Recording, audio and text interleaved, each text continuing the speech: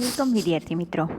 શ્રી કડવીબાઈ વિરાણી કન્યા વિદ્યાલય ધોરણ 12 આર્ટ્સ મનોવિજ્ઞાન વિષયના 9મા યુનિટનું આજે આપણે છેલ્લો પોર્શન જોવાના છીએ, જેની અંદર આજે આપણે જોવાના છીએ તાલીમ અને કર્તૃત્વનું મૂલ્યાંકન.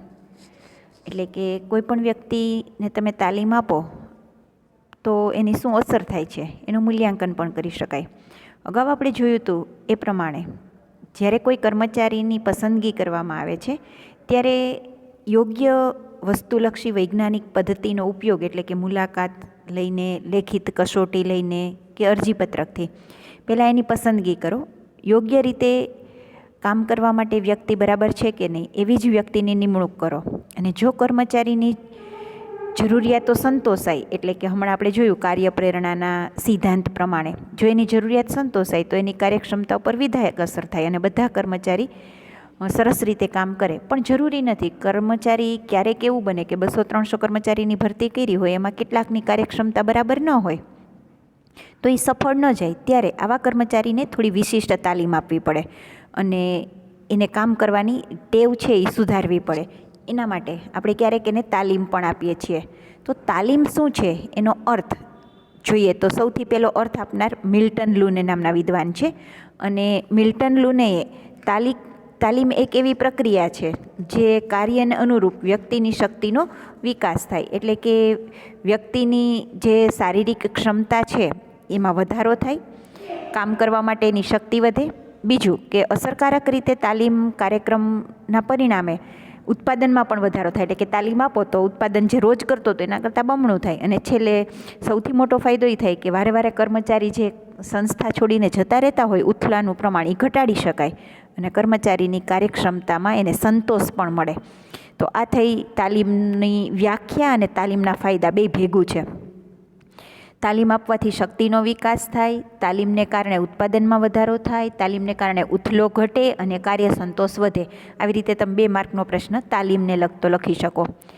હવે બીજું એક છે, તાલીમથી ખાલી આર્થિક જ ફાયદો થાય છે કે બીજા કોઈ? એવો 2 માર્કનો પ્રશ્ન જો પૂછાય તો તાલીમના હેતુ જણાવો અને ફાયદા જણાવો.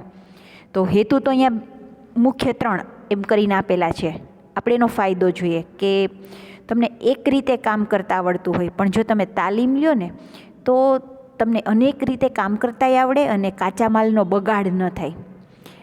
તમારી પાસે જે સાધન સામગ્રી છે એ 24 કલાક ચાલે, એટલે કે એનો ઉપયોગ લઈ શકાય. સાધન વાપરવાની આવડત વધે, લાઇટ બિલ બચે, અકસ્માત ઘટે, આ બધા એના ફાયદા છે. તો ત્યાં 2 માર્ક કરો. તાલીમના ફાયદા જણાવો. ઉપરથી પણ મેં તમને લખાવ્યા આમ કરીને 2 માર્કના પ્રશ્નો. હવે બીજી વ્યાખ્યાના સંદર્ભમાં હેતુ લખીએ તો તાલીમ આપવા પાછળ 3 હેતુ ટિફિન અને મેકકોર્મિક આપેલા છે. તો મેકકોર્મિકે આપેલા તાલીમના હેતુઓ નીચે પ્રમાણે છે. તો તાલીમના જે હેતુ છે એ 3 છે. એક તો શક્તિ વધે કામ કરવાની, બીજું માહિતી આપવી અને કર્મચારીની અભિરુચિ અને મનોવલણમાં પરિવર્તન કરવું, એટલે કે નવી માહિતી આપવી હોય તો પણ થઈ શકે અને જો એનું મનોવલણ જૂનું હોય તો તમે એનું નવું મનોવલણ પણ વિકસાવી શકો. હવે ત્યાર પછીનો તાલીમ અંગેની શા માટે જરૂરિયાત છે એ બાબત જણાવવા માટે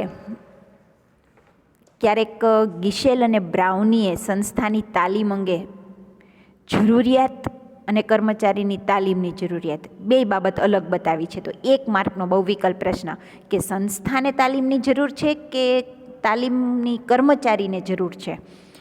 તો પહેલાં તો જો સંસ્થાને તાલીમ આપવાની જરૂર હોય તો એનો અર્થ એ થયો કે સંસ્થા નવી છે, સંસ્થામાં ઉત્પાદન ઓછું છે તો સંસ્થાને તાલીમ આપો. પણ સંસ્થા સરસ ચાલે છે, માત્ર કર્મચારીને તાલીમ આપવાની જરૂર છે તો 2 પદ્ધતિ ઉપયોગમાં લઈ શકાય. તો અહીંયા કર્મચારીને જો તમારે તાલીમ આપવી છે તો પ્રવચન દ્વારા, ચર્ચા સભા દ્વારા, સંમેલન દ્વારા કે ભૂમિકા ભજવણી, જુદો જુદો રોલ આપે, ચલચિત્રો દ્વારા, નિદર્શન એટલે કે નમૂના દ્વારા, જુદી જુદી રમત રમાડીને અને મુલાકાત દ્વારા. મોસ્ટ IMP પ્રશ્ન, તાલીમ કેટલી રીતે આપી શકાય? તાલીમ કેટલી રીતે આપી શકાય? મોસ્ટ IMP પ્રશ્ન ટીક કરો. અને એની ઉપર ગિશેલી અને બ્રાઉનના મતે તાલીમ કોને કોને આપી શકાય? તો 2 પ્રકારનું આયોજન, કાં સંસ્થા માટે તાલીમ ને કાં કર્મચારી માટે. તો આ પેરેગ્રાફમાંથી 2 પ્રશ્નો ટીક કરી લીધા. ત્યાર પછી જોઈએ તો આધુનિક યુગ એ સ્પર્ધાનો યુગ છે અને કંઈ પણ કામ કરો ને તમે તો તમને એનું પરિણામ ખબર જ હોવી જોઈએ. કેમ કે તાલીમ આપ્યા પછી માપવું જોઈએ કે તાલીમની અસર બરાબર થઈ કે નહીં. તો આ પેરેગ્રાફનું નામ છે તાલીમ આપ્યા પછીનું મૂલ્યાંકન. હવે મૂલ્યાંકન એ કર્તૃત્વનું હોય કે કોઈ પણ વ્યક્તિ છે, કર્મચારી છે, એ કેટલી કાર્યક્ષમતાથી કામ કરે છે. તો તાલીમની કર્તૃત્વ ઉપર શું અસર થઈ એનું માપન થાય, એને કર્તૃત્વનું મૂલ્યાંકન થાય એવો અર્થ થાય કે કર્તૃત્વ માપો, શું ફેર પડ્યો. ઘણી બધી સંસ્થાઓ છે એ કર્મચારીની પ્રવૃત્તિ અને એની ક્ષમતા આ બેયનું મૂલ્યાંકન કરતા હોય અને થોડા સમયે જો તમે એની પ્રવૃત્તિ કેવી છે, એની કાર્યક્ષમતા કેવી છે એનું મૂલ્યાંકન કરો ને તો તમારી સંસ્થાને ફાયદો થાય. તો આવું જોવાથી આપણને શું મળે? તો સામાન્ય રીતે વારે વારે જો મૂલ્યાંકન કરીએ તો કર્મચારી કઈ શૈલીથી કામ કરે છે, એની કાર્યક્ષમતા કેટલી છે, એને કામ કરવાનો સંતોષ મળે છે કે નહીં, આ બધાનું મૂલ્યાંકન કરવાનું હોય. અને મૂલ્યાંકન કર્યા પછી આપણને ખબર પડે કે કર્મચારીની પ્રગતિ તાલીમ પછી વધી છે કે ઘટી છે, એને પ્રોત્સાહિત થયો છે કે નહીં. મૂલ્યાંકન કર્યા પછી જેને પ્રગતિ સારી દેખાય ને એને સન્માન આપો, એને બિરદાવો અને મૂલ્યાંકન પણ કરો ને ત્યારે તટસ્થ રીતે કરો, કોઈ જાતના પક્ષપાત વગર. તો હું આ પેરેગ્રાફના પ્રશ્ન બોલું છું. પહેલો પ્રશ્ન એ છે કે મૂલ્યાંકન કઈ રીતે કરવું જોઈએ. અંડરલાઈન કરો, મૂલ્યાંકન કઈ રીતે કરવું જોઈએ. તો તટસ્થ, પક્ષપાત વગર, પૂર્વગ્રહ રહિત અને ભૂલ રહિત. આ પહેલો પ્રશ્ન. પછી બીજો પ્રશ્ન, મૂલ્યાંકન કઈ બાબતનું કરવું જોઈએ. તો કર્મચારીની કાર્યશૈલી, કાર્યક્ષમતા અને કાર્ય સંતોષનું મૂલ્યાંકન કરવું જોઈએ. આ બીજો પ્રશ્ન થયો. અને ત્રીજો પ્રશ્ન, માપન શા માટે જરૂરી છે. તો સ્પર્ધામાં ટકી રહેવા માટે, નવું જ્ઞાન મેળવવા માટે અને તાલીમની અસર માપવા માટે મૂલ્યાંકન જરૂરી છે. તો આમ કરીને અહીંયા આપણે 3 પ્રશ્નો સરસ રીતે આ પેરેગ્રાફમાં જોયા. હવે નવો પેરેગ્રાફ જોઈએ જેનું નામ છે વેચાણ અને વિજ્ઞાપન. અંગ્રેજી નામ છે માર્કેટિંગ અને એડવર્ટાઇઝમેન્ટ. આમ તો તમે જાહેરાત ટીવીમાં ખૂબ જોતા હશો, સિરિયલ કરતાં જાહેરાત મોટી હોય. તો શું કામ કરે છે લોકો જાહેરાત? જાહેરાતનું બીજું નામ મનોવિજ્ઞાનની ભાષામાં વિજ્ઞાપન. વિજ્ઞાપન એ શુદ્ધ ગુજરાતી નામ છે અને જાહેરાત એ આપણે નામ કહીએ છીએ. તો વિજ્ઞાપન વેચાણ વધારવા માટે થાય છે. કોઈ પણ ઉદ્યોગ હશે એ ઉદ્યોગનો સૌથી મોટો ઉદ્દેશ એક જ હોય કે વેચાણ વધારવું અને નફો મેળવવો. અંડરલાઈન કરી નાખો પહેલો પ્રશ્ન. ઉદ્યોગનો મૂળ ઉદ્દેશ શું? તો ઉત્પાદન વધે એટલે કે વેચાણ વધે અને નફો વધે. પછીનો 1 માર્કનો પ્રશ્ન, ખાલી જગ્યા એક કળા છે. તો વેચાણ એક કળા છે. મનોવિજ્ઞાનના આ ચેપ્ટર પ્રમાણે વેચાણ એવી કળા છે જેના ઉપર મનોવૈજ્ઞાનિકોએ ધ્યાન આપવું જ જોઈએ. તો વેચાણ કળા ઉપર મનોવૈજ્ઞાનિકો આધુનિક યુગમાં ખૂબ ધ્યાન આપે છે. દરેક ઉદ્યોગને પોતાનું એક એડવર્ટાઇઝમેન્ટનું એક ખાતું અલગ હોય કે ઉત્પાદન કરનારું ખાતું અલગ, વિભાગ અલગ અને એની જાહેરાત કરનારો વિભાગ પણ અલગ. પ્રાચીન યુગમાં એવું હતું કે તમારી વસ્તુ જોઈને લોકો ખરીદતા.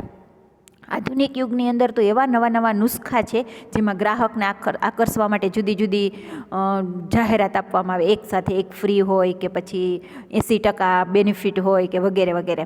તો ગ્રાહકને ઈચ્છિત દિશામાં એટલે પોતાની પ્રોડક્ટ વેચવા માટે જુદા જુદા ગ્રાહકો છે એની માંગ કેવી છે, કોના માટે આ વસ્તુ બનાવી છે. બાળકો માટે હોય તો જાહેરાતમાં બાળકો દેખાતા હોય.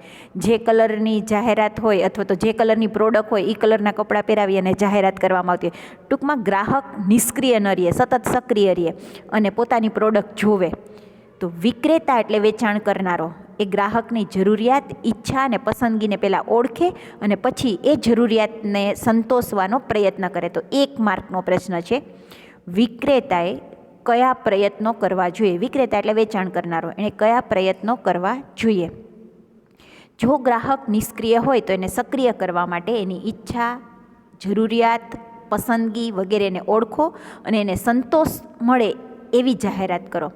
ઓકે, ત્યાર પછી આવશે પેટરસન અને રાઇટ 1961માં 1 માર્કનો પ્રશ્ન. વેચાણ એક એવી પ્રક્રિયા છે, વેચાણ કૌશલ્ય એક એવી પ્રક્રિયા છે જેમાં વિક્રેતા છે એ ગ્રાહકની જરૂરિયાત અને માંગને નક્કી કરે છે, એને ઉત્તેજન આપે છે. મોસ્ટ આઈએમપી પ્રશ્ન.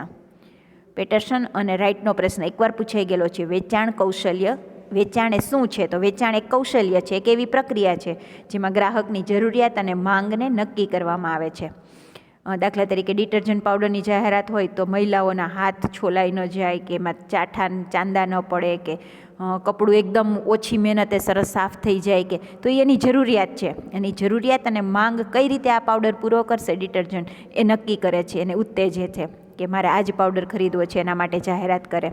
તો પેટરસનની વ્યાખ્યાને ઉદાહરણ જોયું. પછી બીજી વ્યાખ્યા છે વેચાણની, શીગલ અને લેનના મતે, કે ઉત્પાદિત વસ્તુ હોય એ વિક્રેતા એટલે વેચાણ કરનારા લોકો, પહેલાં જથ્થાબંધ વેચાણ કરનારા, પછી છૂટક વેચાણ કરનારા, અને છેલ્લે ઉત્પાદનના પ્રતિનિધિ તરીકે ગ્રાહકને વસ્તુ પહોંચાડનારા, એમ જુદા જુદા વિવિધ વર્ગમાં દર્શાવે છે. તો અહીંયા સીગલ અને લેન છે એણે 3 તબક્કા આપ્યા છે. એક તો જથ્થાબંધ વેચાણ, એક છૂટક વેચાણ અને ત્રીજો ગ્રાહક. આ ત્રણેય સુધી વસ્તુ કેમ પહોંચાડવી એ વિક્રેતા નક્કી કરે છે. વિક્રેતા એટલે વસ્તુ વેચનાર. સારા વિક્રેતાના લક્ષણો કેટલા? મોસ્ટ આઈએમપી પ્રશ્ન, દર વર્ષે પૂછાય એવો. તો વિક્રેતાના લક્ષણ 8. એનું વ્યક્તિત્વ, પર્સનાલિટી, એની મહેનત, ગમે એટલા ધક્કા થાય તો એ વસ્તુ વેચવાનું બંધ ન કરે, સખત પરિશ્રમ કરે. એને કોન્ફિડન્સ અને આત્મનિયંત્રણ હોવું જોઈએ કે ગમે તે ભોગે હું વ્યક્તિના વસ્તુ વેચીને જ બહાર નીકળીશ. તો આત્મવિશ્વાસ, આત્મનિયંત્રણ. પછી છે ઈમાનદારી, એટલે પોતાની પ્રોડક્ટ પ્રત્યે એણે ઈમાનદારી રાખવી જોઈએ. પછી વસ્તુનું જ્ઞાન, એ જે વસ્તુ વેચે છે એની વસ્તુનું પહેલાં પોતાને બધું જ્ઞાન હોવું જોઈએ. પછી આ વસ્તુમાં કયા કયા શબ્દો પ્રયોગ થશે, તો ભાષાનું જ્ઞાન. પછી વિનોદ વૃત્તિ, એટલે હસી મજાકથી લોકોને સમજાવી દે કે મજા આવે અને જાહેરાત કરે. તો વિનોદ વૃત્તિ, આનંદ વૃત્તિ સાથે વેચવાનું. પછી વ્યવહાર કુશળતા, કે મહિલા હોય કે વૃદ્ધ સ્ત્રી હોય કે બાળકો હોય કે યુવાનો હોય, આ બધા સાથે કેવો વ્યવહાર કરાય એ વ્યવહાર કુશળતા. અને મૃદુ ભાષા, એકદમ મીઠી ભાષા. તો આ થઈ સારા વિક્રેતાના 8 લક્ષણો, મોસ્ટ આઈએમપી. પછી જોઈએ તો સારા વિક્રેતાના લક્ષણો, સોરી હું સ્લાઇડ બદલાવતા ભૂલી ગઈ. તો અહીંયા આપણે ઉત્પાદનનો હેતુ શું છે? તો વેચાણ વધારવું અને નવા ગ્રાહકોને ફાયદો મેળવવો, એના દ્વારા વધુ નફો કમાવવો. તો સારા વિક્રેતાના 8 લક્ષણ ફરીથી: વ્યક્તિત્વ, સખત પરિશ્રમ, આત્મવિશ્વાસ, આત્મનિયંત્રણ, ઈમાનદારી, વસ્તુનું જ્ઞાન, ભાષાનું જ્ઞાન, વિનોદ વૃત્તિ, વ્યવહાર કુશળતા અને મૃદુ ભાષા. કોઈ પણ ઉત્પાદક છે એણે પોતાનું ઉત્પાદન વધારવા માટે અને વધુ નફો મેળવવા માટે આટલા વિક્રેતાના લક્ષણો કેળવવા જ પડે છે. ઓકે, ત્યાર પછી જોઈએ તો સામાન્ય માનવી છે એ વિજ્ઞાપન કે જાહેરાત કે પ્રચાર એવું એનું નામ આપે છે. પણ મનોવિજ્ઞાનની ભાષામાં વિજ્ઞાપન એટલે શું? તો જ્યારે કોઈ પણ વસ્તુ છે, ઉત્પાદિત વસ્તુ, એ ઉત્પાદિત વસ્તુની સેવામાં વધારો થાય, એટલે કે વસ્તુ વધુ વેચાય, એની સેવાની તુલનામાં વધારે એનો ફાયદો થાય, જનતા સુધી એવી માહિતી પહોંચાડવાની છે. તો ત્યાં 1 માર્કનો પ્રશ્ન. સામાન્ય માનવી માટે વિજ્ઞાપન એટલે જાહેરાત અથવા પ્રચાર, પણ ઔદ્યોગિક મનોવિજ્ઞાનની દ્રષ્ટિએ વિજ્ઞાપન એટલે શું? એવી વ્યાખ્યા ટીક કરો. તો એવી વ્યાખ્યા આપણે અહીંયા મનોવિજ્ઞાન, ઔદ્યોગિક મનોવિજ્ઞાને આપેલી છે, કે જેમાં ઉત્પાદન કરવા માટે જે કાંઈ વસ્તુ પૂરી પાડવામાં આવી છે, જે સેવા છે, એ વસ્તુ કે સેવાની તુલના થાય અને વધારેમાં વધારે લોકો, જનતા સુધી આ માહિતી પહોંચે કે આ વસ્તુ વાપરો અથવા આ સેવાનો વધુ ઉપયોગ કરો. વિજ્ઞાપન હંમેશા એવી રીતે બનાવવું જોઈએ કે એમાં જે જાહેર જનતા છે એ જાહેર જનતાની જરૂરિયાત પૂરી થાય, એને રસ કે ઇન્ટરેસ્ટ, અભિરુચિ ઉત્પન્ન થાય અને એના જે વસ્તુ વાપરતા હોય ને એમાં પરિવર્તન આવે, એટલે કે નવી વસ્તુ વાપરે, નવી સેવા વાપરે. તો અહીંયા વિજ્ઞાપનની વ્યાખ્યા જોઈ. હવે એને અસરકારક 4 પરિબળો, વિજ્ઞાપનને જો અસરકારક બનાવવું હોય તો 4 પરિબળ ધ્યાનમાં રાખો. પહેલું પરિબળ છે શું કહેવું જોઈએ, કેવી રીતે કહેવું જોઈએ, ક્યારે અને કોના દ્વારા કહેવું જોઈએ, અને કેવી રીતે કઈ જાહેરાત અસરકારક છે. આટલી વસ્તુની જો જાણ થઈ જાય તો આપણી વિજ્ઞાપન છે એ સક્સેસ એમ કહી શકાય. તો વિજ્ઞાપન બનાવતી વખતે આ 4 પરિબળ ધ્યાનમાં રાખવાના. મોસ્ટ આઈએમપી 2 માર્કનો પ્રશ્ન. ત્યાર પછી તમારા વિજ્ઞાપનને અસરકારક બનાવવા માટે ધ્યાનમાં રાખવાની જે છે એમાં સૌથી પહેલાં તો વિજ્ઞાપન છે ને એ જાહેરાતનો ફેલાવો કરે, કે કયા માધ્યમથી તમે રજૂઆત કરી છે. તો 1 માર્કનો મોસ્ટ આઈએમપી પ્રશ્નની ટીક કરો કે વિજ્ઞાપન ફેલાવતા માધ્યમો કયા કયા છે, કોનાથી વિજ્ઞાપન જાહેરાત ફેલાય છે.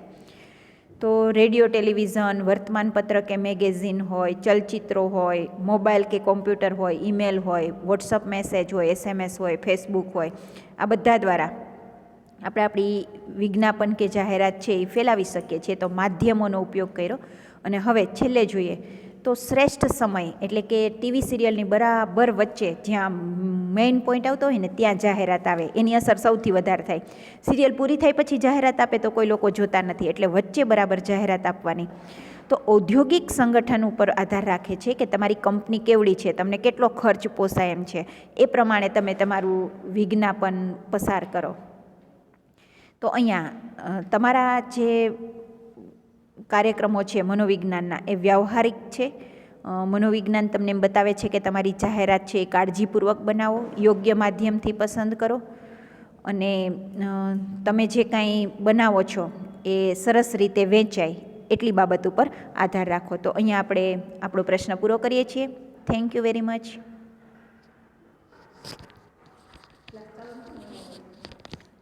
ત્રણે પહેલાં સહી કરો અને જુદા જુદા બોક્સમાં નાખવાના છે.